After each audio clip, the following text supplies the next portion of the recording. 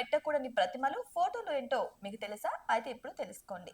పూజా గదిలో కొన్ని ప్రతిమలను, ఫోటోలను ఉంచకూడదని ఆధ్యాత్మిక పండితులు సూచిస్తున్నారు. పూజా గది శాస్త్రాలు చెప్పే ఫోటోలను, ప్రతిమలను మాత్రమే ఉంచాలి.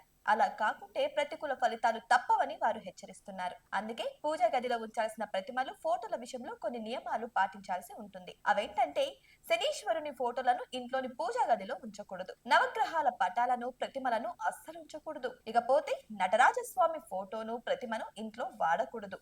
ఇక గుండు తీసుకొని ఉన్న దేవతల ఫోటోలను, కోపంతో చూస్తుండే ఫోటోలు, కాళికదేవి ఫోటోలు ఇంటా ఉంచరాదు.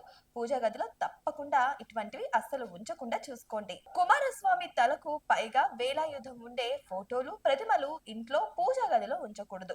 ఇక రుద్ర తాండవం చేసే శివుని ఫోటోలు, తపస్సు చేసే ఫోటోలు ఇంట ఉండకూడదు. ఇవే కాకుండా విరిగిన దేవతల ప్రతిమలు కూడా ఇంట్లో ఉండకూడదు. పాతబడిన దేవతల ఫోటోలు, చిరిగిన ఫోటోలను ఉంచి ఇంట్లో పూజ చేయడం తప్పు అని ఆధ్యాత్మికవేత్తలు సూచిస్తున్నారు.